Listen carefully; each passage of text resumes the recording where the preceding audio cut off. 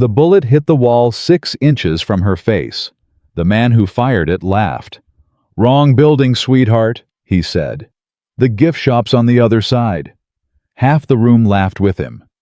Emma Carter didn't flinch. She didn't blink. She just looked at him the way a surgeon looks at a problem she's already solved, quietly, completely, and without a single wasted word. He had no idea he was already losing. If this is your first time here, subscribe, hit that bell, and drop your city in the comments. I want to see exactly how far this story travels. The briefing room smelled like cold coffee and old ambition. 14 men sat in mismatched chairs around a folding table covered in satellite imagery, and not one of them acknowledged the woman who walked in last. Emma Carter set her notebook on the corner of the table, the corner closest to the door, the seat nobody else wanted, and she opened it to a blank page without a word. She was used to this. She had been used to this for 11 years. From the first week at Fort Benning, when her drill sergeant pulled her aside and told her, not unkindly, but with complete sincerity, that she might want to consider a different path.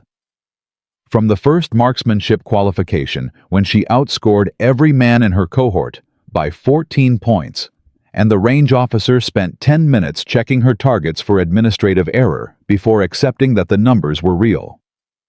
From the first deployment when her spotter, a 26-year-old from Alabama named Davis, who wore his contempt like cologne, spent 3 weeks pretending she wasn't there before a single afternoon in Helmand Province, changed the entire architecture of his worldview. Emma Carter was 31 years old, a captain in the United States Army, and one of perhaps 40 people alive who truly understood what a bullet does at extreme distance.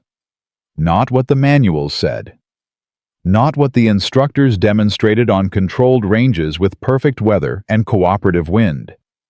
What a bullet actually does, how it breathes, how it falls, how the spinning world beneath it curves away slightly in the direction of its rotation, how every invisible layer of air between the muzzle and the target has its own temperature and density and personality, and how a shooter who refuses to account for all of it is not really a sniper at all. She had never told anyone this. She wrote it in notebooks that she kept in a lockbox under her bunk. 12 notebooks now. 11 years of observations. Calculations, wine charts, temperature logs, variables and outcomes recorded with the obsessive precision of someone who understood that at extreme distance the margin between success and catastrophe was thinner than the paper she was writing on. Nobody in this room had read those notebooks.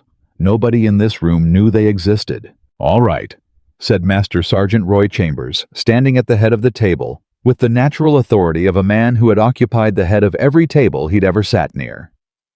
"Let's talk about what we're dealing with." He was Delta Force. 12 years. 3 combat deployments, a jaw like a concrete block, and hands that looked like they'd been borrowed from someone twice his size. He clicked a remote, and the screen behind him filled with a satellite image mountain terrain, a valley floor what looked from altitude like a cluster of buildings pressed against a ridgeline. Convoy Alpha 7 departed Camp Morales at 0600 this morning, Chambers said. Humanitarian mission. 12 vehicles, 31 personnel, including 6 civilians from the International Aid Coalition. At approximately 0915, they were redirected by local guide, who we now believe was a compromised asset, into the Karwan Valley. He clicked to the next image. At 0940, lead vehicle was disabled by an IED. Convoy stopped, attempted to reverse. Secondary device detonated at the rear. They are now boxed in. The room was quiet. Current personnel status. Chambers continued. 4 wounded, 2 critical. They have perimeter security established, but it is thin. Enemy forces in the valley number somewhere between 80 and 120. Armed, organized, and aware that the convoy is not going anywhere. Why haven't they attacked? Someone asked. A SEAL named Kowalski, thick-necked and direct, who had the habit of asking the question everyone else was already thinking.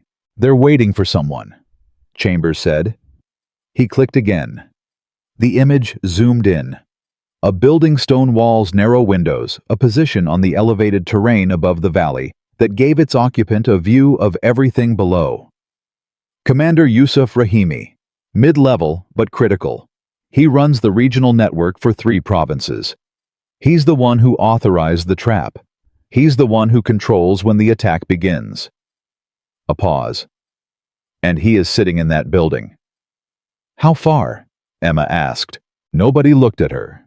Chambers hesitated, not because he hadn't heard her, but because the question had arrived from a direction his attention wasn't pointed. He glanced toward the corner of the table. What? The building, Emma said. How far from the convoy's position? Chambers looked back at the screen. From the convoy. Doesn't matter. From the closest viable firing position. He pulled up a range overlay. 3,800 meters, give or take. The number landed in the room like a stone dropped in still water. That's not a shot, said a man named Pollard SEAL Team 6. A sniper with confirmed kills at ranges that most operators considered theoretical. He said it without cruelty. He said it the way a doctor tells a family the prognosis. Flatly, accurately, as an established medical fact. At that range with mountain terrain, thermal layering valley wind currents, that's not a shot. That's math that doesn't work. The world record is 3,500, Kowalski said. The world record is in a controlled environment with optimal conditions, Pollard said. This is Afghanistan, in November, with a valley acting like a wind tunnel. He shook his head. I'm not saying it's impossible. I'm saying it's not a shot. Then what's the alternative? Chambers asked. Because I'm open to hearing one. Silence. Emma was already drawing in her notebook. Wind rose gradients. Altitude differential between firing position and target.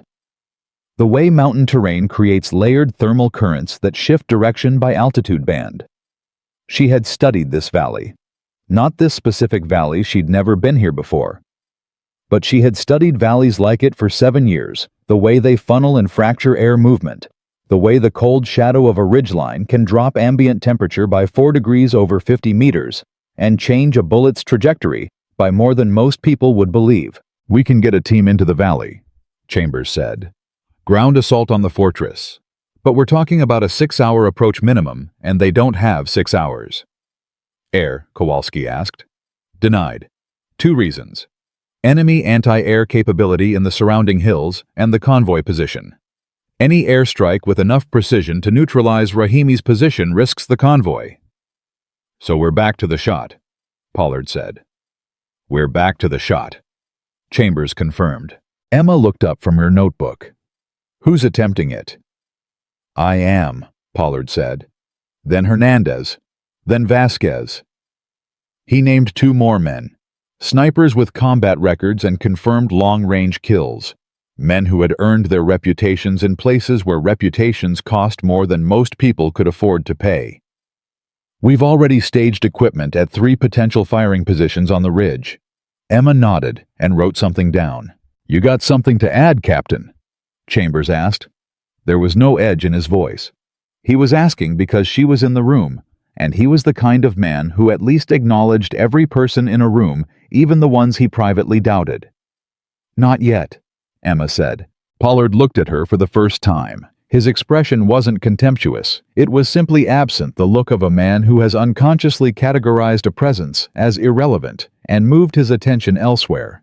It was in some ways worse than contempt. Contempt at least acknowledged you existed. She went back to her notebook.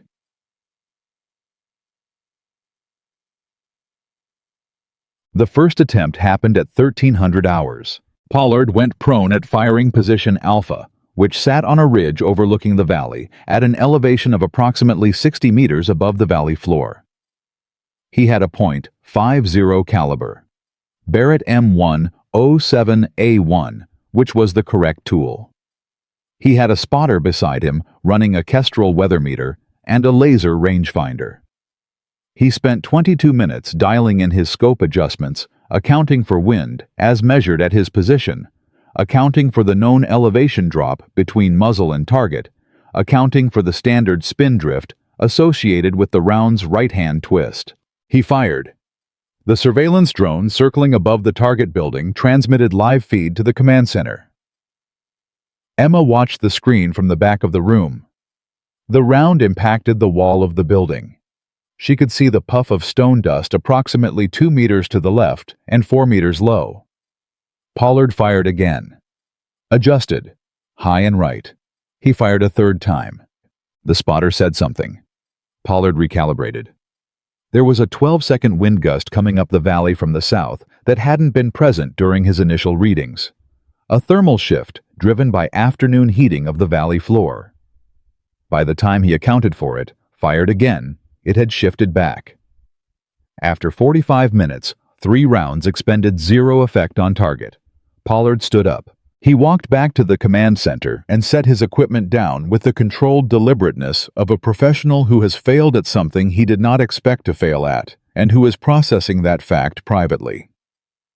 Valley wind is unpredictable, he said. It's not a consistent pattern, it's cycling. Duration between shifts is between 8 and 14 seconds. The bullet's flight time at that distance is over 4 seconds. By the time the round reaches the target zone, the wind has moved. How much? Chambers asked. Enough, Pollard said. Hernandez went next. Different firing position, same result. He adapted his approach instead of shooting between wind shifts. He tried to time the shot to ride a shift, letting the round travel through the moving air rather than against it. The calculation was elegant. The execution was precise. The round hit 6 meters from target. He tried 4 more times. Closest hit 3 meters. I need a longer sequence of wind data, he said when he came back. If I can map the full cycle. You don't have time to map it, Chambers said. Convoy just reported enemy forces repositioning to attack formation. The clock that had been abstract became specific and immediate. Vasquez went up. Vasquez was the youngest of them, 28 Cuban-American, with a talent for cold calculation under pressure that his instructors had noted as exceptional. He tried something different. He used a spotter positioned further down the ridge closer to the valley floor to give him a read on wind conditions at the midpoint of the bullet's trajectory. The data was better. His shot placement improved. He got within 90 centimeters of target. He fired again, 140 centimeters. The wind had shifted between data transmission and trigger pull. Emma was still in her notebook. She had been watching each attempt from the command center not with frustration, but with the intense focus of a researcher observing experiments whose results, even the failed ones, were generating data. She wasn't documenting what they were doing wrong. She was documenting the valley. Every shot gave her more information about how the air was moving, where the thermal shifts were occurring, how the cycle behaved under the specific conditions of this day, this temperature, this sun angle. By the time the 5th sniper went up, a man named Torres, who had trained with the Israelis and the British, and who brought a methodology so meticulous it bordered on academic. Emma's notebook contained 47 observations about wind behavior in the valley, organized by timestamp altitude reading, and observed bullet deflection. Torres fired 6 shots. His best was 80 centimeters from target. He came back shaking his head with the specific frustration of a craftsman who has done everything right and been defeated by something outside the craft. The thermal layering, he said. It's not one wind system. It's multiple independent systems stacked on top of each other. Every altitude band between here and the target is operating on its own cycle. Predicting where the round is going to be at every point in its flight is... He stopped. It might not be solvable. It's solvable, Emma said. Everyone looked at her. She hadn't planned to say it. Or she had planned it and had said it before she'd finished planning it, which amounted to the same thing. Torres looked at her with the expression of a man who has just been told something he doesn't believe by someone he isn't sure he respects. Based on what, he asked. Not aggressively, genuinely. Emma held up her notebook. Based on 11 attempts. I've been mapping the system. You've been sitting in the command center, Torres said. I've been watching every shot, she said. The drone feed gives me impact point. I have the time of each shot. I have the wind readings from your spotters. I've been listening to every transmission. I have the temperature data from the ridge station. She looked down at the notebook. The layering is real, but it's not random. The valley is shaped like a funnel, wider at the south end, narrower where the fortress sits. The wind accelerates as it compresses. The thermal shift happens in a 12 to 15-second cycle at ground level, but the cycles don't align across altitude bands. They're offset. There's a window, it's narrow, where the lower bands shift simultaneously with the mid-altitude band before the upper band catches up. Torres stared at her. How wide is the window? I think it's approximately 2 seconds. You think? I think, she said, meeting his eyes. I could be wrong, but the pattern is there in the data. And right now, the data is all we have. There was a long silence. Who are you? Torres asked. Not rhetorically. He actually wanted to know. Captain Emma Carter, she said. I've been sitting at the end of the table since 0900. He looked at Chambers. Chambers said nothing. Before anyone could respond, the radio crackled. Convoy Alpha 7. Command. This is Alpha 7 Actual. We are seeing vehicles beginning to move on our eastern perimeter. Requesting immediate static. Repeat, vehicles moving. We need that shot. Somebody needs to take that shot. Emma was already closing her notebook. The sixth sniper, a man named Ruiz, who was considered by many in the room to be the most technically gifted of them, picked up his weapon and headed for the ridge without another word. He came back 40 minutes later. He set his rifle against the wall, with the controlled care of someone ensuring that his anger would not damage the instrument. 3 meters, he said. 3 attempts. Wind shifted every time. Window? Emma asked. He looked at her. What? Did you identify the window 2 seconds approximately where the lower and mid-altitude systems align before the upper band shifts? He was quiet for a moment. Then, I noticed a brief stabilization. I tried to time it. I was close, but the flight time at that distance means you have to fire before the window opens, Emma said. Not when it opens. You're shooting at where the air will be, not where it is. Ruiz stared at her. Then he said slowly, That's not standard methodology. No, Emma said. It's not. He picked up his rifle and went back out. He came back 40 minutes later. 1 meter from target. Better. Much better. Still not enough. And the convoy was now reporting the first probing fire against their perimeter. Not a full attack yet. Testing. The way water tests a wall for cracks before it decides to become a flood. The count continued. 7, 8, 9. A man named Albrecht, who had qualified in 3 NATO special operations programs and who spoke about terminal ballistics, the way some people speak about music with genuine reverence, went up and came back empty. 10, 11, 12. Each man adapting, learning, incorporating Emma's window theory with varying degrees of belief and varying degrees of success. None of them made the shot. 13 attempts, 13 failures. And in the valley below, 31 American lives were counting down to something nobody in this building could stop unless one person in the next available window found a way to do what the best operators in the United States military had collectively failed to accomplish. Emma Carter sat in the corner of the room, her notebook full of numbers that nobody had asked to see, and she waited for the one question she already knew the answer to. She had known the answer for 3 hours. She was waiting for someone to ask. The 13th sniper walked back through the door, and nobody said a word. That was the thing about failure. At this scale, it didn't announce itself. It settled.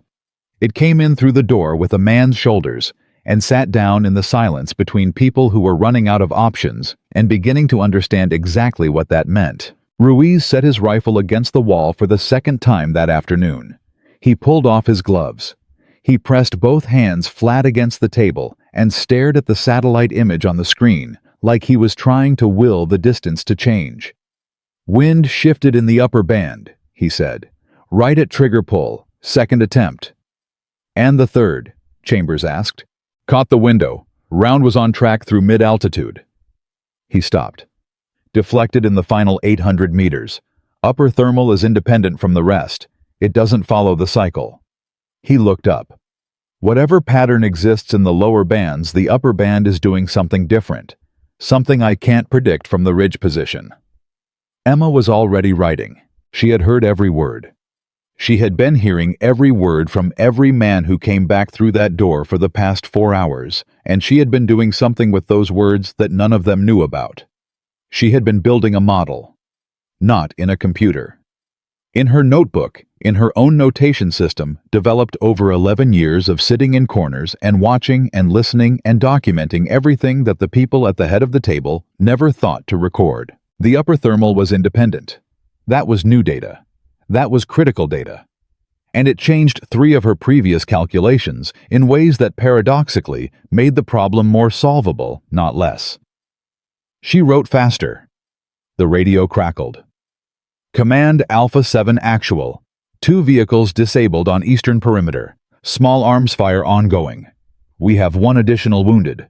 Requesting status on fire support over. Chambers picked up the handset. Alpha 7 command, we are working the problem. Hold your position. Copy that command. We are holding. But I need you to understand something. A pause. And in that pause, the sound of gunfire. Distant, tinny through the radio speaker, but real. Absolutely real. We've got maybe 40 minutes before this perimeter breaks. After that, we're in a different conversation. Chambers set the handset down. He looked at the men in the room. Pollard. Hernandez. Vasquez. Torres. Ruiz. Every other man who had gone up that ridge and come back without the one thing they went up there to deliver. They were good men, the best men available. And they were sitting in a room looking at each other with the specific expression of people who have exhausted their options and have not yet accepted that fact. I need ideas, Chambers said. Ground assault timeline, walk me through it again. A man named Garrett, the mission's logistics specialist, had been running numbers since the beginning. Fastest viable approach to the fortress takes 5 hours and 40 minutes. That assumes no enemy contact on the approach route, which we cannot assume. Realistically, 7 to 8 hours. They don't have 7 hours, Kowalski said. They don't have one. Then we need a different idea, Chambers said. Nobody offered one. Emma looked up from her notebook.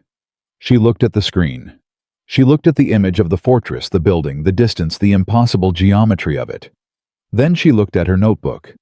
Then she looked at Chambers. She opened her mouth. And Kowalski said, "What about a drone strike if we—" "Denied," Chambers said. "We've been through this. Anti-air capability on the eastern ridge, and the drone's ordnance radius puts the convoy inside the blast zone. Not if we—" "Denied," Chambers said again, not harshly, finally. Kowalski fell quiet. Emma closed her mouth. She looked back at her notebook. She thought, say it. Just say it. She thought nobody is going to listen. She thought 31 people. She said, I want to take the shot. The room did exactly what she expected it to do. Pollard looked up from the table. His expression wasn't contemptuous. It was something more complicated than contempt. It was the expression of a man encountering a statement that doesn't compute like a sentence, in a language he doesn't speak, that nonetheless sounds vaguely like a language he does. Torres said, you, not with cruelty, with pure and honest disbelief. Ruiz said nothing. He looked at his hands. Hernandez leaned back in his chair and studied the ceiling. Vasquez pressed 2 fingers to the bridge of his nose. Garrett found something interesting in his logistics documents. Chambers said, Captain Carter. Yes, sir. Walk me through your qualifications. It was the right question. It was the professional question. She respected him for asking it instead of simply redirecting the conversation away from her. Long-range marksmanship, she said. Qualified at 2,200 meters standard. Personal best confirmed hit at 2,900 meters controlled conditions Fort Bragg 18 months ago. I've been studying extreme long-range ballistics for 11 years. I have documentation. She held up the notebook. I have been documenting this valley's wind behavior since the first shot at 1,300 hours. I believe I have identified the upper thermal cycle. It's not independent of the lower system, it's a delayed echo of it. It runs the same pattern with a 4 to 5 second lag. Torres sat forward. Explain that. The valley is asymmetric, Emma said. The western wall is taller and retains heat longer than the eastern wall. The thermal currents generated by the western wall reach the upper altitude band 4 to 5 seconds after they affect the lower bands. The upper band isn't running a separate system. It's running the same system delayed. She turned the notebook to face the room. Pages of numbers, timestamps, calculations. If the window in the lower bands is 2 seconds wide, the effective window for a full trajectory shot is actually 6 to 7 seconds. You just have to fire during the lower band window, and the upper band will be stable by the time the round reaches altitude. Silence. Pollard leaned forward slowly. He looked at the notebook. He looked at the numbers. He was quiet for a long time. Then he said, "That's not in any standard methodology." "No," Emma said. "It's mine." "And you've confirmed this how?" "By observing 13 shots at a target, I can see on a surveillance feed with impact data that tells me exactly where the round went versus where it should have gone if the wind had been uniform." She met his eyes. The upper band deflection pattern is consistent. Every shot that got close in the lower trajectory but deflected at range was deflected in the same direction by approximately the same magnitude. That's not randomness. That's a system. Pollard stared at her for what felt like a full minute. Then he said very quietly, "She might be right." Torres looked at him sharply. "Pollard." "The deflection pattern," Pollard said. "I noticed it on my second and third shots. I thought it was variable wind in the upper band. I didn't model it as a delay." He was talking to himself now as much as to the room. If the western wall is acting as a thermal reservoir, the lag would be consistent. It would produce exactly the deflection pattern we've been seeing. He picked up the notebook and turned it toward himself. He studied it. His eyes moved quickly. These calculations are correct. The methodology is..." He stopped. He looked at Emma. "Where did you learn this?" "I taught myself," she said. Another silence. "I still don't understand one thing," Hernandez said. He was practical, specific, fair. "Even if the window is 6 to 7 seconds, even if the upper thermal is predictable, you're still talking about nearly 4,000 meters. Your confirmed personal best is 2,900. That's 1,100 meters of gap. You've never shot at this range." "No one has," Emma said. "Exactly," Hernandez said. "That's true of every world record ever set," she said. "Before it's set, no one has. Until someone does." The room went quiet in a different way than it had before. This was not the silence of dismissal. This was the silence of people recalculating. Kowalski said, "Chambers." Chambers was already looking at Emma. He had been looking at her for the last 2 minutes with the expression of a man who is trying to separate what he knows from what he feels and arrive at the correct answer regardless of which one wins. "You're telling me," he said slowly, "that after 13 failures by operators with 15+ years of combat experience and confirmed kills at extreme range, you want to take this shot?" "Yes, sir. Based on a methodology you developed yourself, that exists in that notebook, that no one has ever tested in operational conditions." "Based on a methodology," Emma said, "that accounts for what every previous shot failed to account for." "Yes, sir." Chambers looked at Pollard. Pollard said, "I can't recommend it." A beat. "But I can't tell you the math is wrong." That was the moment. That one sentence from the man who had been first up the ridge, the most credentialed in the room, the one whose dismissal of the idea would have ended it. That sentence changed the temperature in the room by several degrees. Chambers picked up the handset. "Alpha 7 Command. What's your current status?" "Command, we've got heavy pressure on the eastern perimeter. 2 more wounded. We've abandoned 2 vehicles. Commander..." A burst of static. "I'm telling you, 40 minutes is optimistic. I need something now." Chambers set the handset down. He looked at Emma. He said, "Can you make this shot?" She didn't hesitate. "I can give you the best attempt that has been made today." "That's not what I asked." She met his eyes.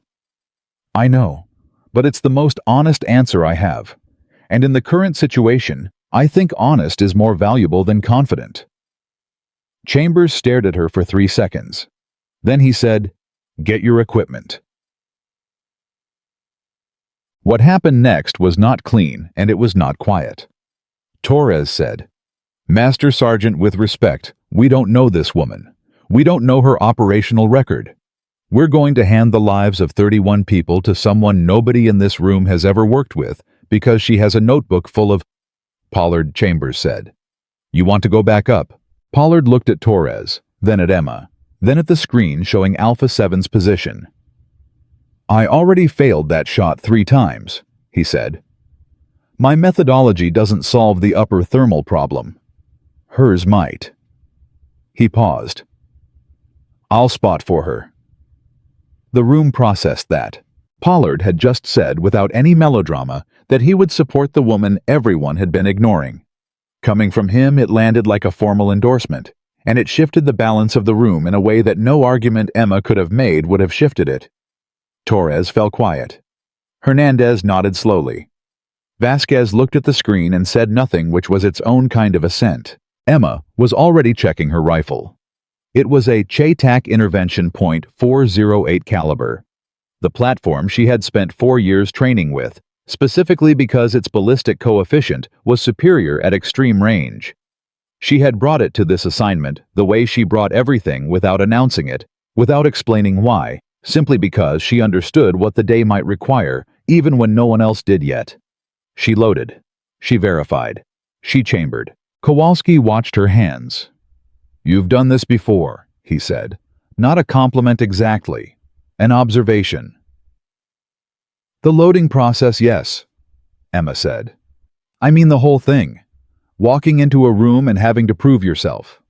She glanced at him. "Every room I've ever walked into." Something shifted in Kowalski's face. Something that looked like it might eventually become respect if given enough time and enough evidence. "Okay," he said. "Good luck." She picked up the rifle. Pollard was already at the door with the spotting scope and the Kestrel unit. He looked at her with an expression that was strictly professional, the look of one craftsman toward another, calibrated and neutral. "I'll read wind continuously," he said. "I'll give you interval data every 15 seconds and flag the window when I see it. When I say fire, you have 2 seconds." "I know," she said. "When I say fire," he repeated, because it was important, and because he was the kind of man who made sure important things were heard. "You fire. You don't second guess. You don't recalculate. You trust the data, and you fire." "I know," she said again.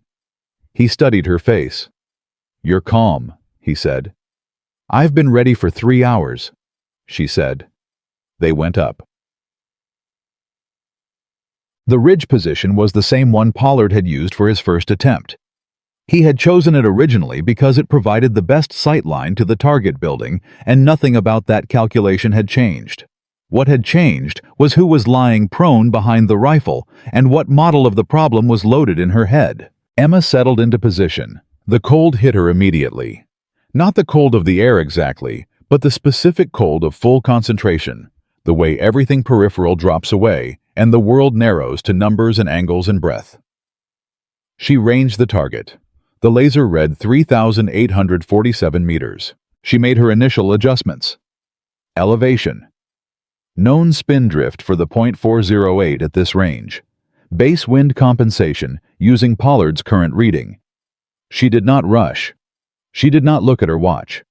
She did not think about Alpha 7 or the radio, or the 40-minute window that was probably already shorter than 40 minutes now. She thought about the valley, the shape of it, the western wall and its delayed thermal echo, the window in the lower bands and the lag before the upper band aligned.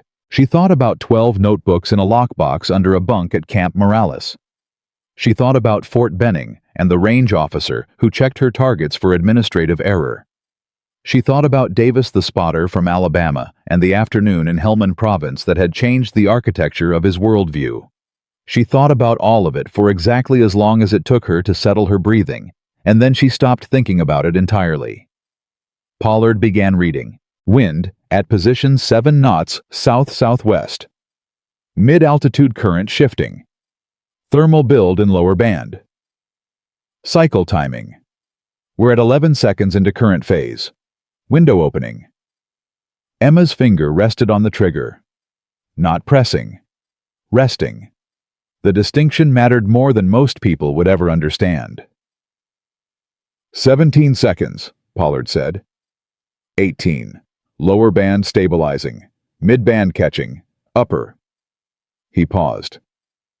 Upper band holding steady. Emma. The world was very quiet. Window, Pollard said. She fired. The sound was enormous, and then it was gone. The way large sounds always go, not fading, simply ending, replaced by the immediate silence of aftermath. The round disappeared into distance that was almost abstract. At this range, you did not see the bullet. You saw what the bullet did when it arrived, and the arrival took time. More time than most people would expect. More time than felt comfortable. More time than the human nervous system was really designed to wait through without doing something about it. 4.5 seconds. Pollard had the scope on the target building. Emma stayed prone. She did not move. She did not breathe. 4.5 seconds is a very long time when 31 people are waiting for what comes after it.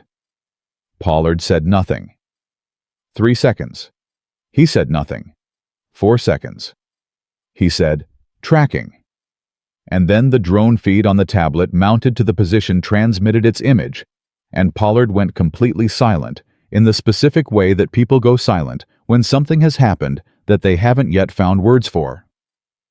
Emma said, report. Pollard lowered the scope. He looked at the tablet. He looked at it for another full second. Impact, he said. East facade primary structure. His voice was level, controlled. The voice of a professional delivering a professional assessment. But there was something underneath it, something that sounded like the specific awe of a man who has just witnessed something he was not certain was possible. Direct, window north-facing aperture. Emma closed her eyes. She opened them.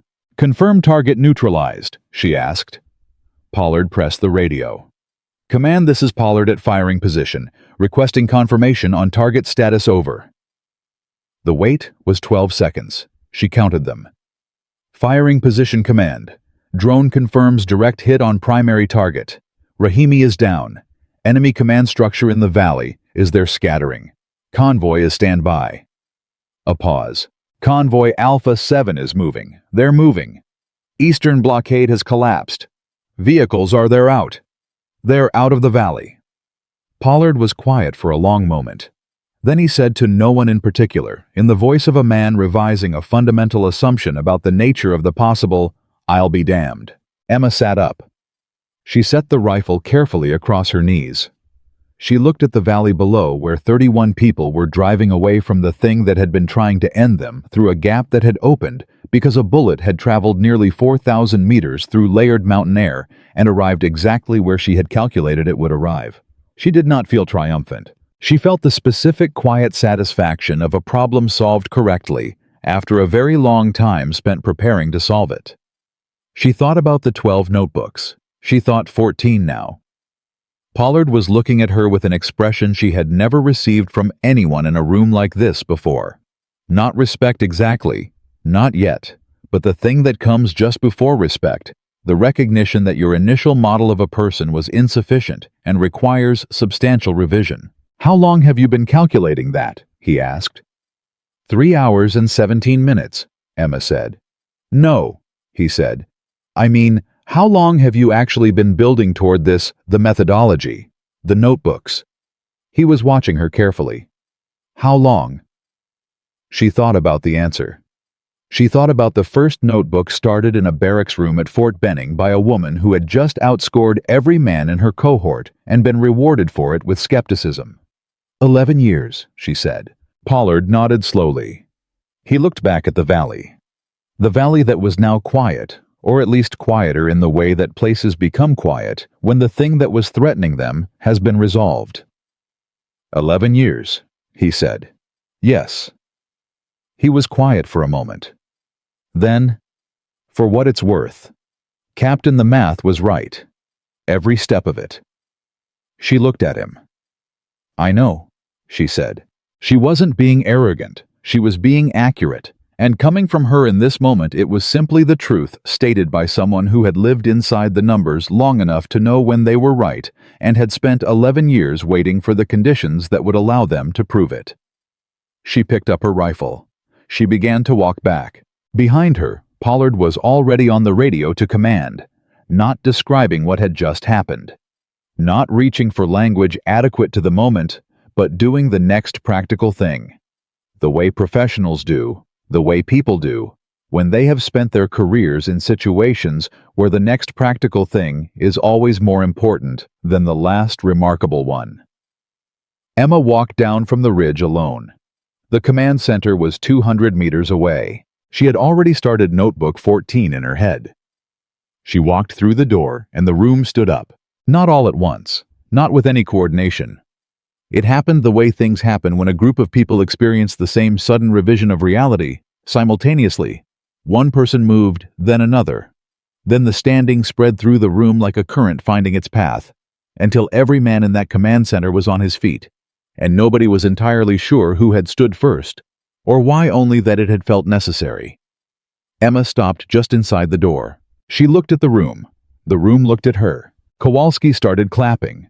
It was a single clap, reflexive, the kind that escapes before the conscious mind has decided whether it's appropriate, and then a second clap, and then Hernandez joined, and then Vasquez, and then even Torres, who had argued against her, who had said, "We don't know this woman," with the genuine conviction of someone protecting 31 lives, not diminishing one even.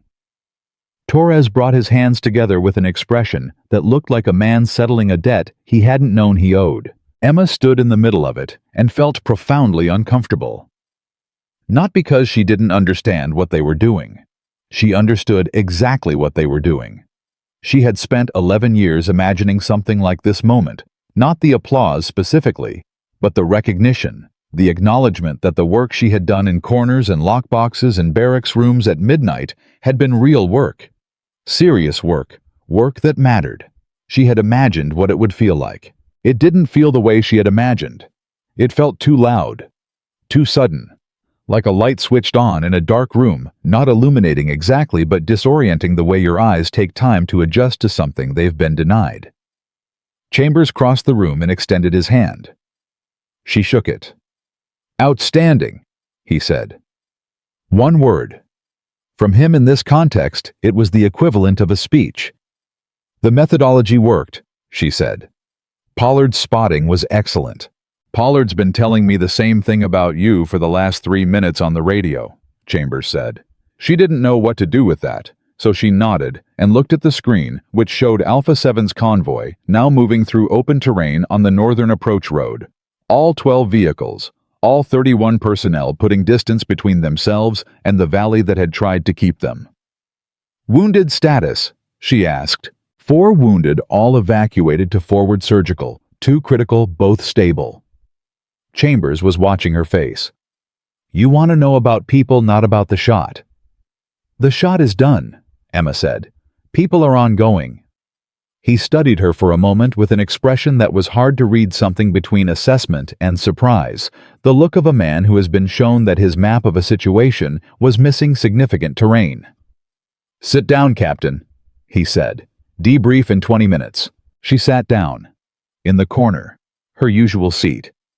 Old habit, or maybe just preference, the corner was where she could see everything, where the walls had her back, where nobody could approach from 2 directions at once. She opened her notebook to a fresh page. Kowalski pulled a chair over and sat beside her. Not close. Respectable distance. But deliberate. He wanted to be near the person who had just done that thing, not out of sycophancy, but out of the professional curiosity of someone who has watched something extraordinary and wants to understand the mechanism. 2,900 was your confirmed best, he said. Yes. And you never attempted anything beyond that. Not in confirmation conditions. He looked at her. What does that mean, not in confirmation conditions?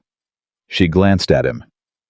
It means there are shots that get witnessed and documented and entered into official records, and there are shots that happen because you're alone at a range at 0 dark 30, because you can't sleep and you want to know something, and those shots don't get entered into anything.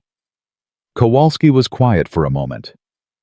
How far? Emma wrote something in her notebook. Far enough that I knew today was possible, she said. He sat with that for a moment. Then, why didn't you say that in the briefing? Would it have mattered? He opened his mouth, closed it, opened it again. Probably not, he said. Not without documentation. Exactly, Emma said. He leaned back in his chair. He had the look of a man rearranging furniture inside his own worldview, moving things from one room to another, realizing that certain assumptions had been taking up space that needed to be used for something more accurate. For what it's worth, he said, I was wrong about you. You weren't wrong, Emma said. You didn't have enough information. That's different. He looked at her sharply. That's a generous interpretation. It's an accurate one, she said. You made a reasonable assessment based on available data. The data was incomplete. She turned to a new page. That's not bias. That's just a gap.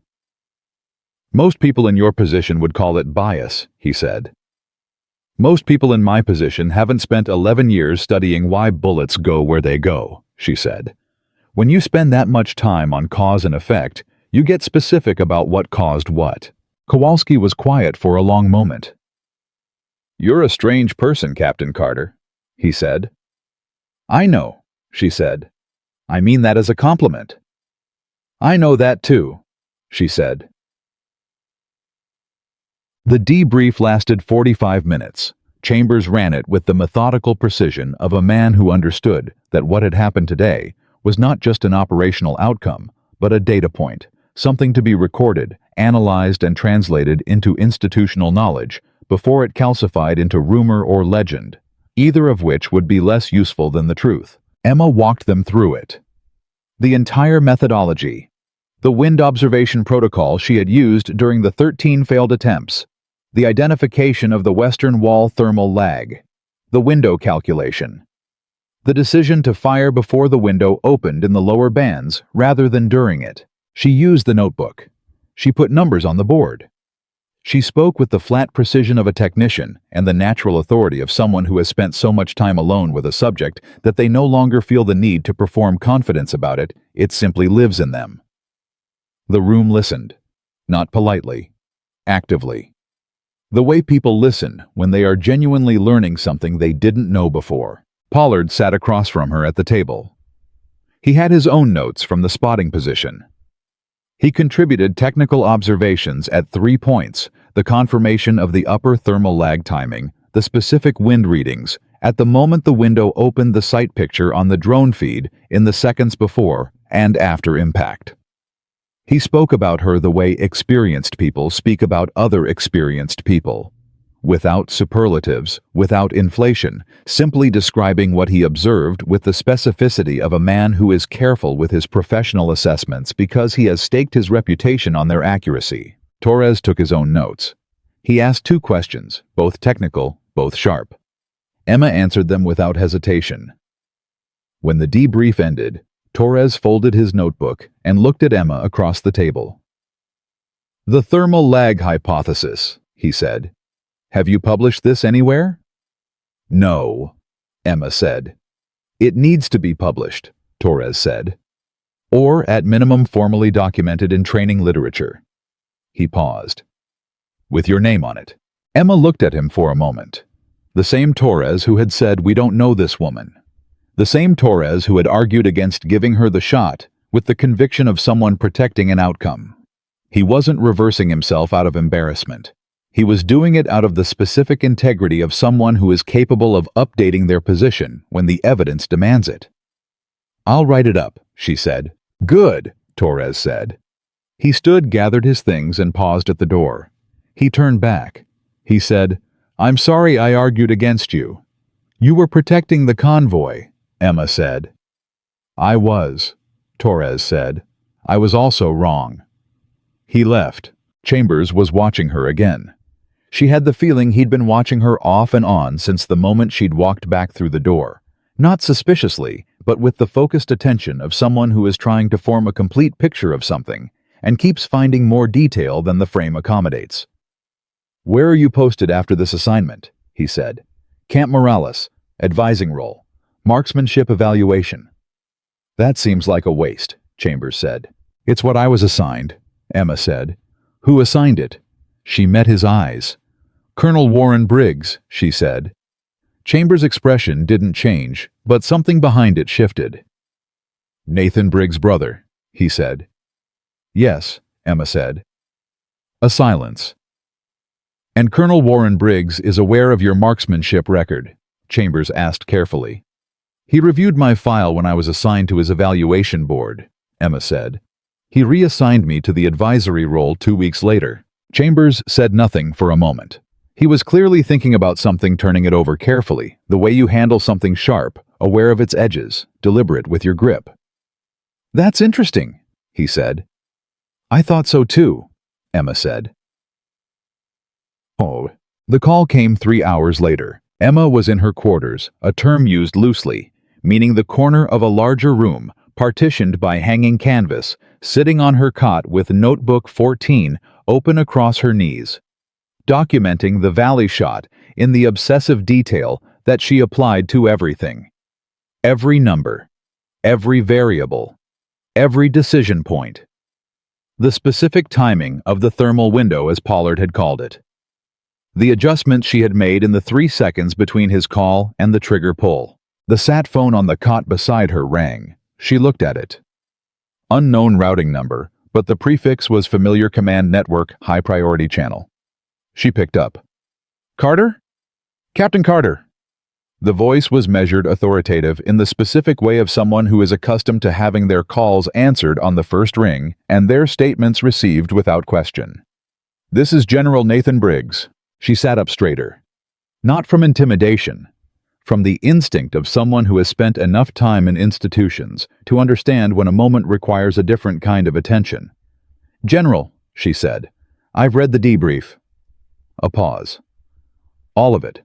Chambers sent it up immediately. I've also spoken with Pollard. Yes, sir. I want you to understand something, Captain. I have been in this army for 31 years. In that time, I have seen approximately 4 or 5 things that I would classify as genuinely extraordinary. Not impressive, not excellent. Extraordinary meaning outside the normal range of what the best people in this institution are capable of. Another pause. Today was one of those things. Emma said nothing. She was listening. I also want to understand something. Briggs continued, and his voice shifted slightly. Still authoritative, but the quality of the authority changed. Less institutional, more personal. Chambers tells me you've been in an advisory role at Camp Morales for 8 months. Marksmanship evaluation. He tells me that assignment was made by my brother. The room felt very still. Yes, sir, Emma said. Was that assignment appropriate to your capabilities? She thought about the honest answer versus the diplomatic one. She thought about 11 years of corners and notebooks. She thought about the careful, quiet way she had been managed into positions where her skill could not interfere with anyone's assumptions about what she was capable of. I was assigned to the role I was assigned to, she said. That's not an answer, Briggs said. No, sir, she said. It's not. A beat. I'm going to ask you directly, Captain, and I want a direct answer.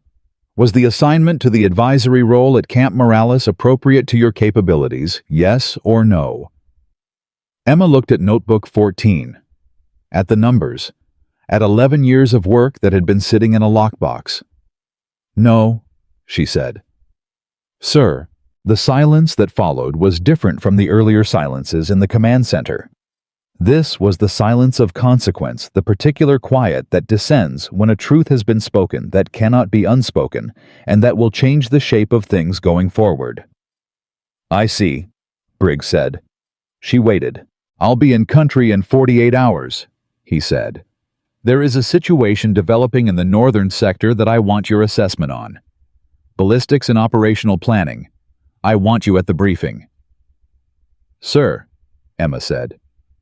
Additionally, and I want to be very clear about this, Captain, I am going to have a conversation with my brother about personnel assignments. That conversation will be private, but the outcome of it will be visible. A pause. Do you understand what I'm telling you? I understand, sir, Emma said. One more thing, Briggs said. Chambers also told me that you sat in the corner of the briefing room for 3 hours while 13 men attempted a shot you knew you could explain.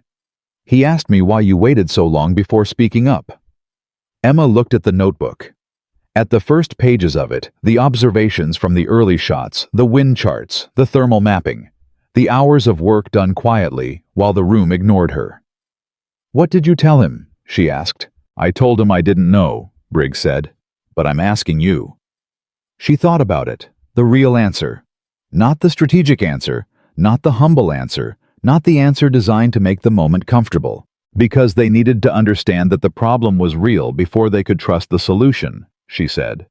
If I'd raised my hand after the third failure and said I could solve it, they would have sent me up, and it would have been a distraction, one more attempt by someone even less credentialed than the others. But by the 13th failure, the room knew that everything conventional had been exhausted. That was the only condition under which my methodology had any chance of being taken seriously. A very long silence. "You waited," Briggs said slowly, "until the room was ready to hear you." "I waited until the problem had grown large enough to fit the solution," Emma said. Another silence. "That," Briggs said, "is a level of strategic patience I have encountered maybe twice in 31 years. "It helped that I had 3 hours of data to collect," Emma said. He laughed. It was a short, genuine laugh, the kind that escapes when something has actually been funny rather than when something has been presented as funny. "I'll see you in 48 hours, Captain. Get some sleep." The line went dead. Emma set the phone down. She looked at the canvas partition. Through it, she could hear the muffled voices of the command center, the ongoing business of a military operation that had survived the day it was supposed to end. Reports being filed, equipment being logged, the professional machinery of aftermath grinding forward. She picked up her pen. She thought about the general, about the conversation, about the word extraordinary, delivered in the voice of someone who used it with the care of a person who understands that overuse depletes it. She thought about Warren Briggs, the colonel, the brother, and the reassignment to Camp Morales 8 months ago. The file review. The 2 weeks of deliberation before the decision. The careful institutional way that someone with authority can remove a person from relevance without ever saying aloud why they are doing it. She thought about the conversation Nathan Briggs had just told her he was going to have. She didn't feel satisfaction about it. She felt something more complicated. Something like the awareness of a debt being settled that she hadn't asked to be owed in the first place, combined with the uncertainty of not knowing what settlement actually looked like or whether it would hold. She wrote all of this down. Not in those words exactly.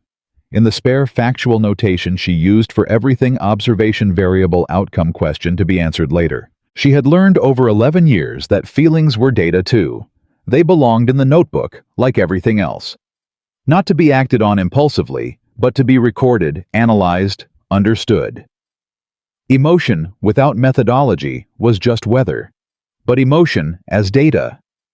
Emotion observed, carefully documented, examined for what it revealed about conditions and variables, and the behavior of complex systems under pressure. That was something you could actually work with. She wrote until she reached the bottom of the page. Then she turned to a new one. She wrote the date, the location, the variables that had been present at the start of the day that had not been present at the end of it. She wrote one line that was different from everything else in the notebook, not a number, not a calculation, not an observation about wind or thermal or trajectory. She wrote, "The room was finally ready." She closed the notebook. She lay back on the cot. She didn't sleep for a long time, not from anxiety, not from the adrenaline residue of the shot, but because she was thinking about 48 hours from now, and a general's briefing, and a northern sector situation she knew nothing about yet, and her mind was already doing what it always did when it encountered a new problem with insufficient data. It started collecting. It started mapping.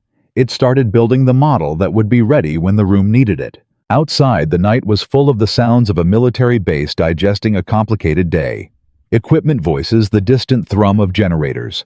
The ordinary persistence of a machine that does not pause for its remarkable moments, but simply incorporates them and continues. Emma stared at the canvas above her and thought about distance. Not the distance of the shot that was done documented, filed in a debrief that would make its way up a chain until it reached the level where such things become policy, or training, or legend, depending on who was listening. She thought about the other kind of distance, the kind measured not in meters but in years. The gap between who you are and the room's understanding of who you are. The long, patient work of closing it without compromising the thing you are trying to get them to see. 11 years, one afternoon. She had always known it would be something like this. One moment when the problem was finally large enough, and the room was finally desperate enough, and the preparation was finally visible in a way that couldn't be explained away or administratively redirected. She had just never known when. Now she knew. She closed her eyes. In 48 hours, General Nathan Briggs would walk into a briefing room, and a northern sector problem would be on the table, and somewhere in the variables of that problem, there would be a question that required the kind of answer that lived in notebooks kept in lockboxes by someone who hadn't slept much in 11 years. She was ready. She had been ready for a long time. General Nathan Briggs arrived 43 hours later, not 48, because the northern sector situation had accelerated overnight in the way that situations do when nobody is managing them. Not gradually, not with warning, but all at once like a fault line that has been building pressure in silence, finally deciding it has held long enough. Emma was already in the briefing room when he walked in. Not because she had been told to arrive early, because she had not left. She had spent the intervening 43 hours doing what she always did when a new problem presented itself with insufficient data she had started collecting. She had pulled every available intelligence report on the northern sector, every topographical analysis, every wind and weather pattern logged by the 3 forward observation posts in the region over the past 6 months. She had requested the data through Chambers, who had looked at her request, looked at her, and then signed off without asking why, which told her that his model of her had been substantially revised since yesterday morning. She had 14 pages of notes by the time Briggs walked through the door. He was smaller than she'd expected from the voice. That happened sometimes. Authority projected differently in person than over satellite phone, compressed or expanded by the medium. He was perhaps 5'10", compact, with the controlled movement of someone who had spent decades being deliberate with their body. Gray at the temples, eyes that moved through the room the way a rangefinder moves across terrain systematically without wasted motion cataloging. Those eyes found her immediately.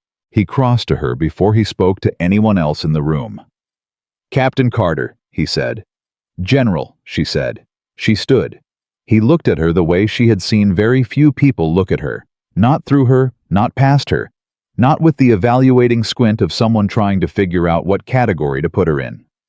He looked at her the way a person looks at something they have already placed in the correct category, and are now simply confirming the placement. "Sit down," he said. "I want you next to me for this briefing." The room noticed. Rooms always noticed these things: who stood where, who sat next to whom, the silent grammar of proximity and positioning that told you everything about how authority was being distributed before a single word of substance was spoken. Kowalski noticed. Hernandez noticed. A new man Emma hadn't seen before, tall, lean, with the insignia of military intelligence and an expression of perpetual calculation, noticed most visibly of all. He was Colonel Richard Mercer, and she would learn his name and its significance within the next 20 minutes. Chambers took his position at the front. He pulled up the northern sector display. "General, gentlemen, and Captain Carter, here is where we are." The situation was this: a network of weapons caches had been identified across 4 districts in the northern sector, and intelligence suggested a coordinated resupply operation was scheduled to move through the region within 72 hours. The cache network supplied 3 separate insurgent cells, and disrupting it would, according to the intelligence assessment, degrade regional operational capacity by 40 to 60%, for a minimum of 4 months. The problem was the route. The resupply convoy would move through a corridor that ran between 2 mountain ranges, using a series of passes that were accessible only during a narrow weather window in November. Outside that window, the passes were impassable. The intelligence said the convoy was already staged and waiting for the window. Window opens in approximately 60 hours, Chambers said. Closes in 96. If they move through that corridor, they disperse to 4 separate cache locations and we lose them. If we want to interdict, we have one opportunity, and it's inside that window. Aerial interdiction, Pollard asked. He was at the table again, which Emma had noticed with something like quiet gratitude. The acknowledgement of his presence was also an acknowledgement of hers, since they had arrived together in the room's understanding. Weather makes aerial unreliable for the first 36 hours of the window, Chambers said. Ground assault is being planned, but the terrain favors the convoy's route. They'll have warning before any ground force can intercept. Then we're back to the same problem, Kowalski said. We are, Chambers said.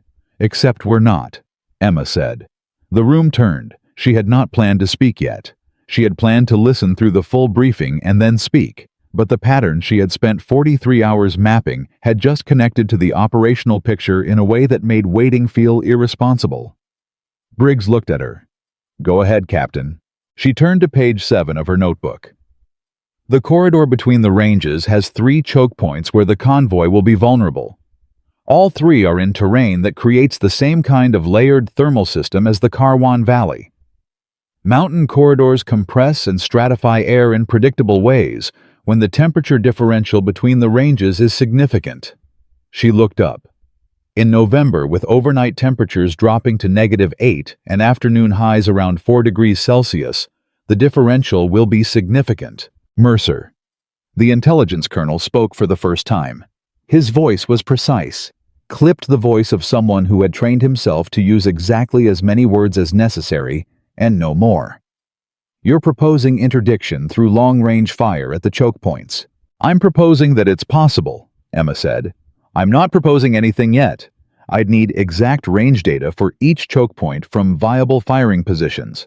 I'd need weather forecasting for the specific hours of the convoy's movement. And I'd need to know... She paused. I'd need to know where the convoy's command element will be positioned within the column. Why? Mercer asked. Because if the goal is disruption rather than destruction, neutralizing the command element causes the column to stop and fragment. You don't need to destroy the convoy. You need to remove the decision-maker. Without him, the drivers don't know whether to advance, retreat, or scatter. They scatter. Fragmented, they're interceptable by ground forces over a much wider time frame. She looked at Briggs. Ground interdiction becomes viable if the convoy is scattered rather than concentrated. The room was very quiet. Briggs said, You worked this out in 43 hours. I started with the weather data and worked backward, Emma said. The thermal patterns in mountain corridors follow consistent models. The Karwan Valley was one instance. The northern corridor is another. Mercer was looking at her with an expression that was harder to read than most. Not hostile, not admiring. Something more neutral than either the expression of a man running an internal calculation and not yet ready to reveal the result.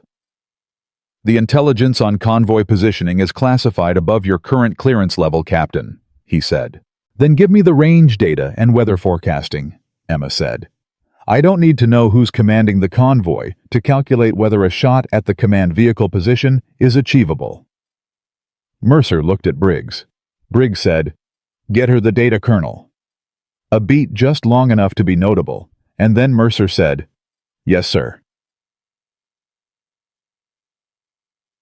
The data arrived 2 hours later. Emma spread it across the table in her partitioned corner and worked. Range calculations for all 3 choke points. Topographical profiles showing elevation differential between potential firing positions and the corridor floor. Weather projections with hourly temperature and wind speed estimates for the 60-hour window. Pollard came by after the first hour. He didn't ask if she needed help. He sat down, looked at what she was doing, and started running parallel calculations on the second choke point while she worked on the first. They didn't discuss it. It was simply the natural behavior of 2 people who have established a functional working relationship and understand what each of them contributes to it. After 40 minutes of parallel silence, Pollard said, Choke point 2 is cleaner than 1. I know, Emma said. Less elevation differential means more predictable thermal stratification. Wind behavior will be closer to uniform. Range from optimal firing position? 2,800 meters, she said. Give or take. That's inside your confirmed best, Pollard said. Well within it, Emma said. He nodded slowly. Choke point 2 is where they'll be most exposed. If the intelligence on convoy timing is right, they'll reach it approximately 4 hours into the window. Morning hours. Temperature differential will be at its highest. Which maximizes the thermal effect, Emma said, but also makes it most predictable. You can model it more precisely when the differential is larger. Counterintuitive, Pollard said. Most things are, Emma said. He almost smiled. It wasn't quite a smile, more the muscular precursor to one the expression a man makes when something has been said that he recognizes as true, but wasn't expecting to hear in quite those words. I'll spot again, he said. If that's your call. That's my call, she said. He nodded and went back to his calculations. It was, Emma reflected, the most straightforward professional conversation she had ever had with another sniper. No negotiation, no positioning, no careful management of egos and assumptions. Just two people doing the work. She wanted to write that down. She didn't. She had calculations to finish. The briefing with Briggs happened at 1900 hours, 3 hours later. Emma walked him through the analysis. Choke points 1, 2, and 3. Probability of successful interdiction. Optimal firing position for each weather dependency's risk factors. She was specific and she was fast because she had learned that generals did not benefit from being walked through the methodology the way peers did. They needed the conclusion, the confidence level, and the key variables that could change the conclusion. Everything else was architecture they didn't need to see. Briggs asked 4 questions. All 4 were exactly the right questions. The questions that targeted the weakest assumptions in her analysis with the precision of someone who understood complex operational planning and knew where the load-bearing walls were. She answered 3 of the 4 with confidence. The 4th, the question about convoy spacing and whether the command element vehicle would be visually distinguishable from other vehicles in the column, she answered honestly. I don't have enough data to be certain. That's a question for Colonel Mercer's intelligence picture. I appreciate that, Briggs said. She glanced at him. The honest answer. The distinction between what you know and what you don't, he said. It's rarer than it should be. Mercer was in the room. He had been in the room for the entire presentation in the chair closest to the door, which Emma had noticed, and filed watching with the same neutral calculation she had observed during the morning briefing. He spoke now. The command vehicle is distinguishable, he said. It travels 3rd in the column standard formation for this network. It's a modified land cruiser with a reinforced antenna array, visually distinct from the cargo vehicles. Emma looked at him. Is that in the classified package? Yes, he said. Then why? She stopped herself. She knew why. She had known since the moment he'd cited her clearance level that morning, not because the information was dangerous in her hands, but because citing clearance was a method of managing access, and managing access was a method of managing influence, and managing influence was something people did when they felt their position was being encroached upon. She said, Thank you for the information, Colonel. He looked at her steadily. You're welcome, Captain. Briggs had been watching the exchange. He said nothing about it. He looked back at the operational display. 2,800 meters at choke point 2 with the vehicle positively identified. Weather within parameters. Firing position established with Pollard spotting. He looked at Emma. What's your confidence level? 85% on a disabling shot, Emma said. 70 on immediate neutralization. The vehicle's reinforced, which affects terminal effect. But a disabling shot achieves the operational objective convoy, stops command element, is incapacitated column fragments. 85%, Briggs repeated. At Karwan, I had less, Emma said. The upper thermal model was untested. Here, I'm working within my confirmed range on a system I understand well. What's the 15%? Briggs asked. Weather deviation from forecast, Emma said. If the overnight temperature is more than 3 degrees off the projection, the thermal differential changes enough to require significant in-the-moment recalculation. I can accommodate it, but the margin tightens. And if the margin tightens, then it's a harder shot, she said, not an impossible one. Briggs nodded once.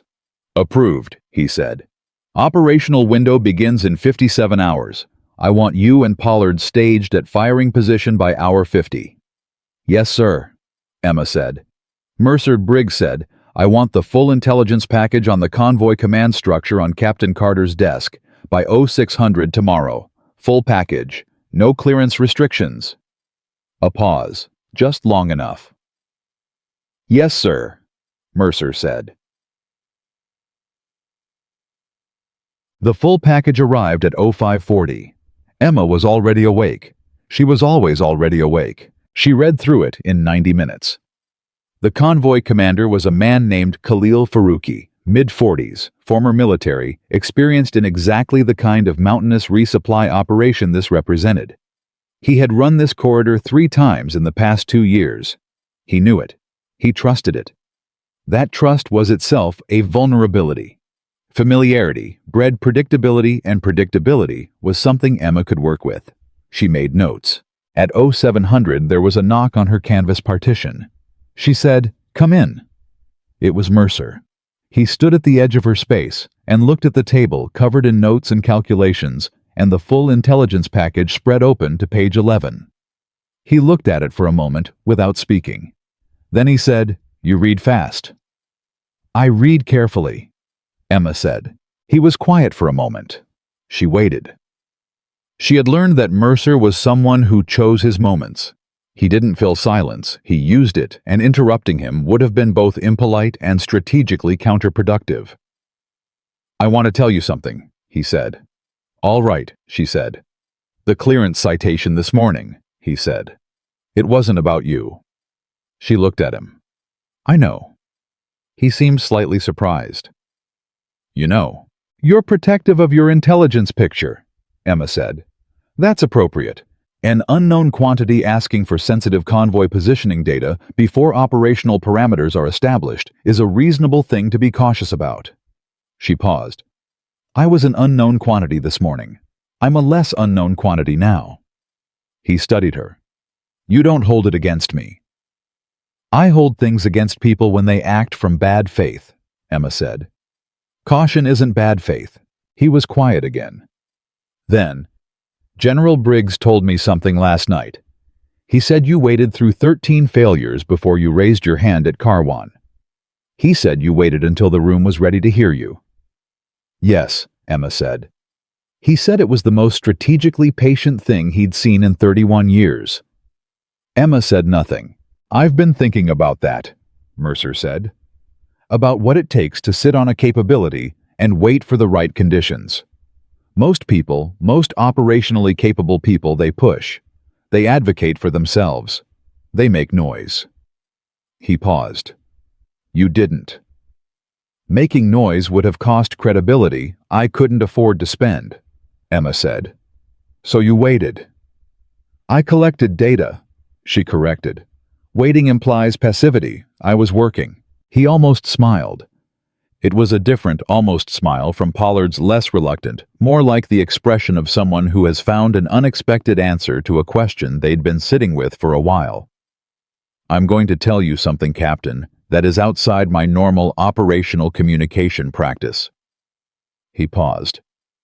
"The reassignment to Camp Morales, the one Colonel Warren Briggs made 8 months ago, it was flagged by 2 members of the evaluation board at the time. They filed a formal objection. It was overridden." Emma went still. "The objection is in the file," Mercer said. "General Briggs has seen it now. He hadn't seen it before because it was in a personnel subfile that doesn't route to his level under normal circumstances." A beat. "It routed to his level this morning. Someone made sure of that." She looked at him. "Someone," she said. He met her eyes. "Personnel records can move through the system in different ways depending on how they're flagged. A record flagged as operationally relevant reaches a different desk than one flagged as routine." He paused. This morning, someone flagged it as operationally relevant. The room was very quiet. "Thank you," Emma said. "Don't thank me," Mercer said. "I'm just telling you the record exists and that it reached the right desk." He turned to leave, stopped. "The shot at Karwan is going into the training literature. My office is handling the documentation." He glanced back. "With your name on it, as Torres recommended." He left. Emma sat for a moment with the intelligence package open in front of her and the weight of what Mercer had just told her settling into the space around her thoughts. The formal objection. Two members of the evaluation board, who had seen what Warren Briggs had chosen not to see, and who had put their objection in writing, and whose written objection had sat in a subfile for 8 months, until someone decided this morning that it was operationally relevant. She picked up her pen. She didn't write about Mercer. She didn't write about the subfile, or the evaluation board, or Warren Briggs. She wrote about choke point 2, about the temperature forecast, and the thermal differential, and the 2,800 meters between the optimal firing position and a modified land cruiser with a reinforced antenna array that would be traveling third in a column through a mountain pass in 50 hours. She wrote about what she needed to know and what she already knew, and the gap between them that the next 50 hours would fill. She wrote until she had the complete picture. Then she turned to the last page and wrote one line. The room didn't change. The room revealed itself. She closed notebook 14 and picked up notebook 15. She had work to do. The temperature at hour 50 was -11. 7 degrees colder than the forecast. Pollard read it off of the Kestrel and said nothing for a moment. He didn't need to say anything. Emma had already seen the number on her own unit, and she was already working through what it meant running the recalculation in her head, with the specific focused speed of someone who has spent years training for exactly this kind of last-minute variable, the kind that arrives not as a surprise, but as a test of whether your preparation was deep enough to absorb it. The thermal differential between the two mountain ranges was now larger than modeled, significantly larger, which meant the layered air system in the corridor below was more stratified than her calculations had assumed, which meant the window behavior would be compressed tighter, opening faster cycle, less margin for error at trigger pull. "How bad?" Pollard asked. "It changes things," Emma said. "Not fatally, but it changes things." "Talk me through it." She did. Standing in the dark 49 hours after walking out of a briefing room with General Briggs's approval and Colonel Mercer's intelligence package, and 15 pages of her own preparation, she walked Pollard through the revised thermal model in the same flat, precise way she had walked every calculation as a set of relationships between variables, not as a source of anxiety. The window would be narrower.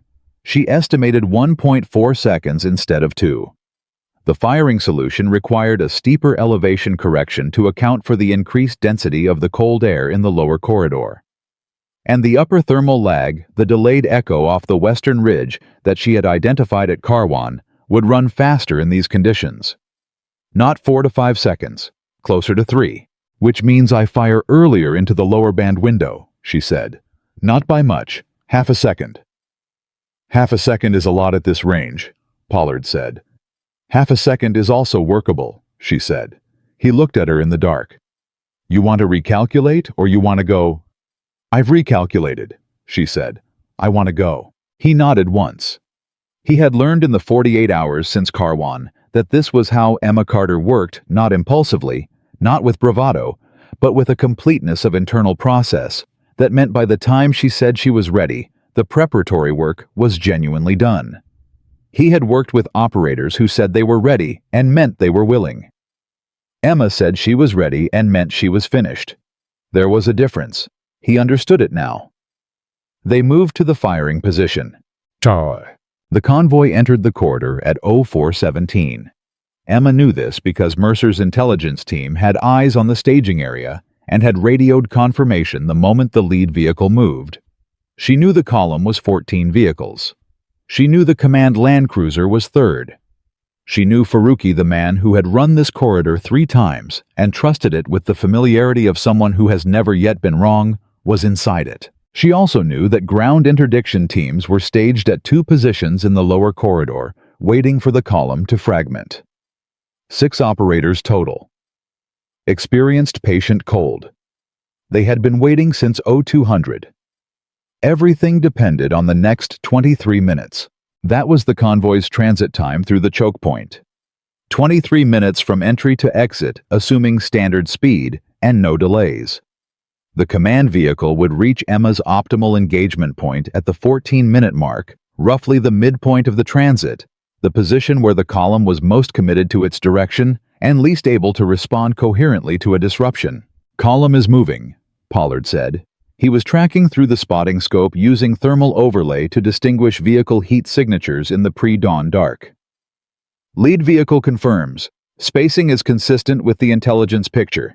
Third vehicle command, land cruiser antenna array visible on thermal." Emma was already prone. She had been prone for 20 minutes, which was what the cold required, settling into the position gradually, so that body heat stabilized around the equipment, so that nothing was still adjusting at trigger pull. She had learned this at ranges where nobody watched, and the only cost of getting it wrong was a number in a notebook. 12 minutes to optimal engagement point, Pollard said. Wind reading 4 knots northwest, holding steady. Copy, Emma said. She made the final scope adjustments. The numbers were not the same numbers she had written in Notebook 15. They were the numbers she had recalculated in the dark 40 minutes ago when the temperature read -11 instead of -4. They were correct. She was certain of this the way she was certain of a limited number of things, not from confidence, but from the completeness of the work behind them. 10 minutes, Pollard said. The radio crackled softly. Ground team lead checking in. Overwatch, this is Ground 1. We are staged and ready, waiting for your signal. Pollard clicked twice in response. Confirmed, standing by. Emma breathed. In through the nose, slow count of 4. Hold for 2. Out through the mouth, slow count of 6. The breathing pattern she had trained into herself so deeply, it required no conscious direction. It simply happened, the body doing what it had been taught, clearing the system of the micro-tremors that cold and tension produce in muscle tissue, and that translate at extreme range into miss. 8 minutes, Pollard said. Wind shifting northwest to north-northwest, minor, 3.5 knots. Emma adjusted 2 clicks on the windage dial. 7 minutes. In the corridor below, 14 vehicles moved through darkness, carrying weapons that would eventually reach the hands of people who would use them against people who didn't deserve to be used against. Faruqi sat in the third vehicle, confident in a route he had run 3 times without incident, surrounded by men who trusted his judgment because his judgment had never yet failed them. Emma thought about him for exactly 1 second. Not with hatred, not with the kind of charged emotion that people who have never done this work imagine must accompany it. She thought about him as a variable, a human variable, which was the most complex kind capable of decision and adaptation and surprise in ways that no wind system ever was. She thought about the fact that her job was not to think about him, but to solve for his position at the 14-minute mark, and she had already done that. She went back to breathing. 5 minutes, Pollard said. Column is holding course and speed, no deviations. A pause. Wind is steady, 3.5 north-northwest. 1 click adjustment windage. 4 minutes. Emma felt the cold of the ground through her clothing, and she let it be there, not fighting it, not tensing against it, because tensing against cold was how you introduced tremor, and tremor was what you couldn't afford. She had learned to inhabit cold the way you inhabit an uncomfortable truth. Acknowledge it fully, refuse to let it control your behavior. Continue. 3 minutes, Pollard said. Command vehicle is approaching the midpoint marker. Speed nominal. Spacing holding. His voice was absolutely level. 11 years of spotting experience compressed into a voice that gave her exactly what she needed, and nothing else. 2 minutes 30. The ground team lead clicked once on the radio. Still ready, still waiting. 2 minutes, Pollard said. Wind holding. Lower band looks stable. I'm watching for the thermal window. Copy, Emma said. Her finger rested on the trigger, not pressing, resting. The distinction that mattered more than almost anything else. 1 minute 30, Pollard said. Command vehicle is at the approach to optimal engagement zone. Antenna array confirmed on thermal clear visual. Emma, the lower band, is beginning to cycle. I'm timing the window. She breathed. 1 minute. The world was very quiet in the way it always got in these moments. Not actually quiet, because there was wind, and there was Pollard's voice, and there was the distant mechanical sound of 14 vehicles in a mountain corridor. But quiet in the internal sense, the way the nervous system becomes quiet when it has been trained past the point where panic has access to the controls. 30 seconds, Pollard said. Lower band stabilizing, mid-band catching up, upper band I'm watching. 3-second lag expected in these conditions. Emma, I'm going to call the window. When I call it, you fire on half-second delay, not at call. Copy, she said. Half-second delay. 20 seconds. Lower band is in phase. Mid-band is in phase. Upper band. A pause. The pause was 3 seconds long and felt like something else entirely. Upper band is holding. Window is... He stopped. Emma's whole body listened. Window, Pollard said. She counted the half-second the way she had trained, not in her head, in her chest, a single slow pulse, and she fired. The sound. The absence of the sound. The 4.5 seconds that were also not 4.5 seconds, but something outside of normal time, the duration that exists between action and consequence when the distance is large enough that they happen in separate moments. Pollard was silent at the scope. Emma did not move, did not breathe, did not do anything but exist inside the moment between cause and effect. Then Pollard said, "Hit." One word. Command vehicle is stopped, he said. Column is... He watched. Column is stopped. Lead vehicles are there not moving. Rear vehicles are reversing. A pause. Column is fragmenting. I say again, column is fragmenting. Emma closed her eyes. Opened them. Ground 1 overwatch, Pollard said into the radio. Column has fragmented at choke point 2. Command element is neutralized. You are clear to intercept. I say again, you are clear. The ground team lead's voice came back immediately, already moving, already in the business of the next thing. Copy overwatch. Ground 1 is moving. We have eyes on 3 vehicles breaking east. Ground 2 is on the western group. This is good. This is very good. The radio went to the sound of men doing the work. Pollard lowered his scope. He looked at Emma. She was sitting up, the rifle across her knees, looking at the corridor below, with the expression he had come to recognize in the past 48 hours. Not triumph, not relief, just the specific focused calm of a person returning from a place of complete concentration, re-entering the ordinary world at whatever pace the ordinary world required. -11 degrees, Pollard said. 7 off forecast, tighter window. Half-second delay call. He paused. And you still made it. The model held, Emma said. The model held because you built it correctly. She looked at him. The model held because the physics are consistent and I paid attention. Those are the same thing, he said. She almost smiled. Yes, she said. They are. Sure. General Briggs was in the command center when they came back. He had been there since 0300, which Emma had not known, and which told her something about how he understood his own role in an operation, not as the authority who dispatched people into the field and waited for reports, but as the person responsible for the outcome, who positioned himself as close to the outcome as his rank permitted. He looked at Emma when she walked through the door, and he said, "Ground teams have 4 vehicles secured, 8 personnel in custody, including 2 cell leaders. Faruqi is in a field hospital, alive, in custody, talking." He paused. "The cache network is compromised. The operation is over." The room received this. Kowalski exhaled slowly. Hernandez sat back. Torres, who had flown in from the Karwan position specifically for this operation. Emma hadn't asked why, and he hadn't explained, but she understood that his presence was its own statement.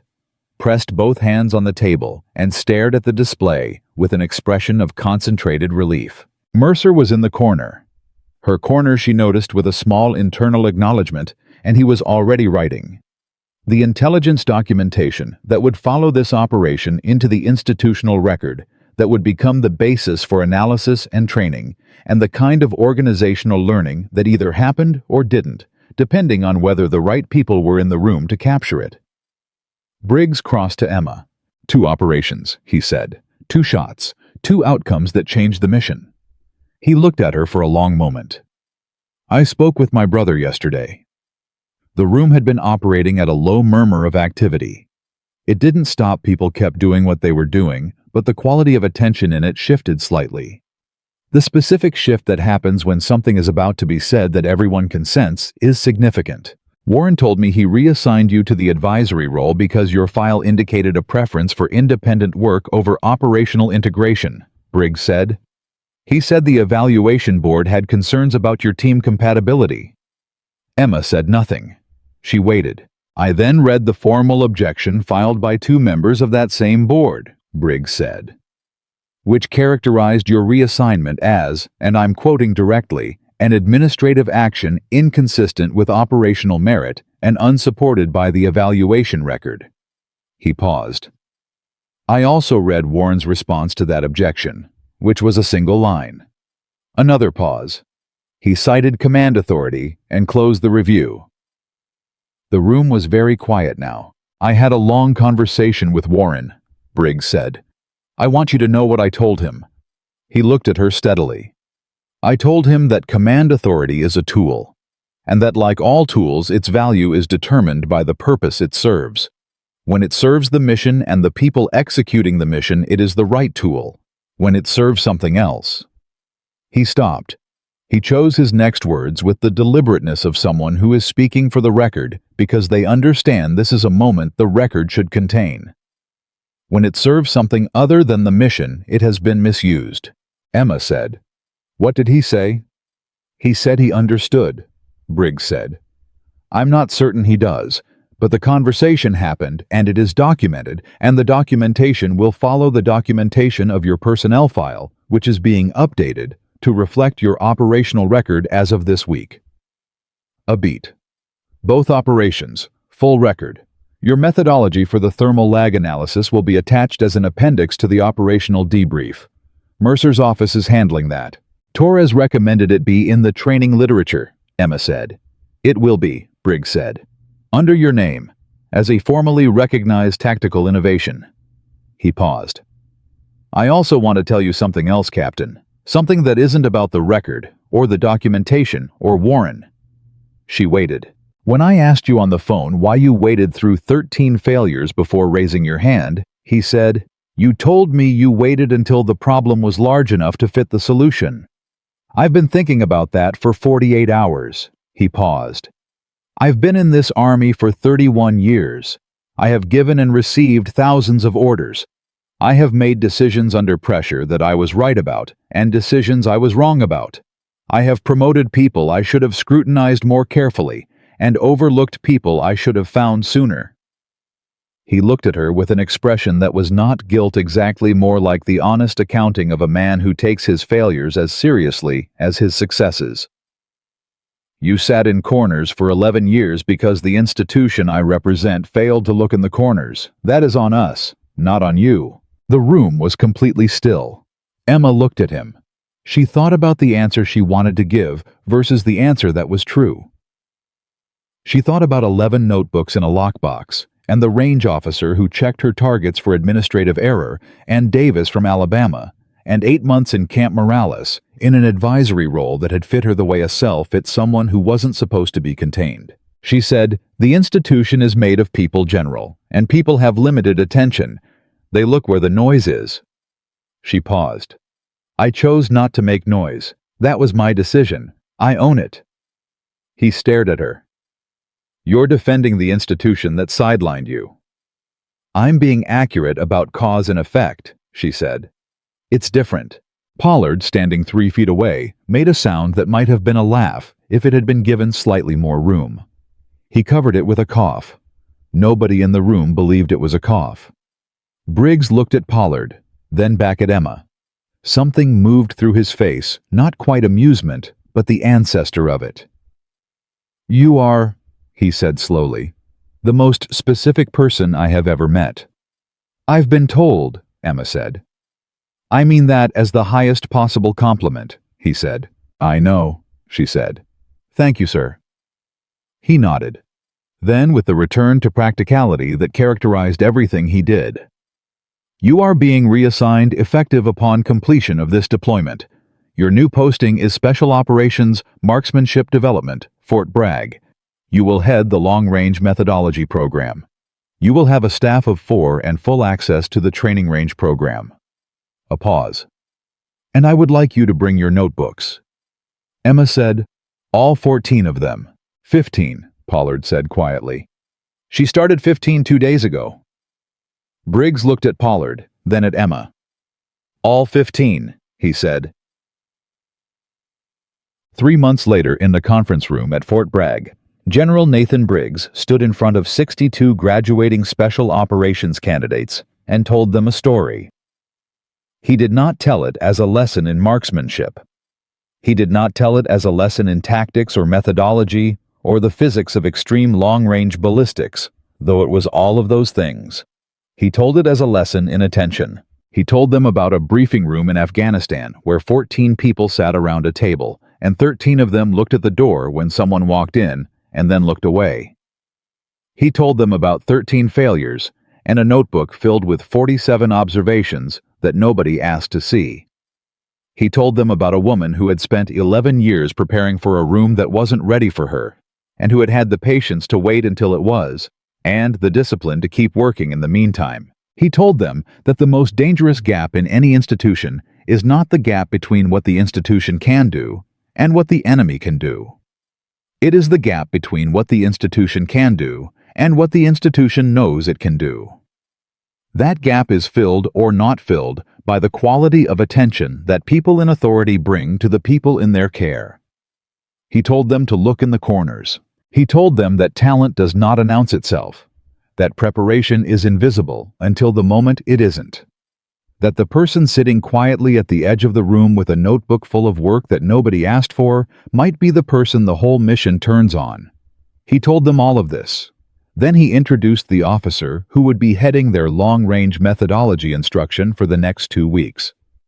Emma Carter walked into the room. 62 people looked at her. She looked back at them the way she looked at everything steadily, completely, already cataloging the variables. She set her notebook on the table, not in the corner, at the head of it. She said, "Let's talk about distance."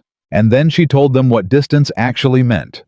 Not the number on a rangefinder, not the gap between a muzzle and a target, but the real distance, the kind that determined whether a shot was possible or impossible, makeable or theoretical. The kind that existed not in meters, but in preparation, in methodology, in the willingness to do the work in the dark for years before the moment arrived that required it. She talked for 3 hours. Nobody looked away. Afterward, a young private, 22 years old, recent qualification scores that had flagged her file as exceptional, waited until the room had cleared and then approached the table. She was nervous in the specific way of someone who has something important to say and isn't sure they've earned the right to say it yet. She said, "Captain Carter, I read the debrief, the one from Afghanistan, the thermal lag methodology." Emma looked at her. "And I've been working on something similar," the private said. She held up a notebook. Spiral-bound, well-used, the cover soft from handling. For high-altitude shots, the layering is different above 4,000 meters. I think the lag behavior changes in ways the standard model doesn't account for. Emma looked at the notebook. She looked at the private's face. 22 years old. Exceptional qualification scores. Standing at the head of the table instead of waiting at the door. "Show me," Emma said. The private opened the notebook. Emma read. She read for 4 minutes without speaking, and the private stood beside her and waited with the patience of someone who has learned through some combination of instinct and experience that real attention takes time and is worth waiting for. Then Emma looked up. "Page 11, she said. "Your lag calculation assumes uniform temperature gradient, but above 4,000 meters the gradient isn't uniform, it's stepped. You need to model it in bands, not as a continuous function. The private's eyes moved. She was thinking. If I model it in bands, the lag becomes predictable by altitude range instead of by distance from the thermal source, Emma said. Harder to calculate, but more accurate. The private was quiet for a moment. Then, "Can I show you what I have on page 14? I think I started doing that, but I didn't know why it was right." Emma pulled out a chair. She sat down. She said, "Show me page 14.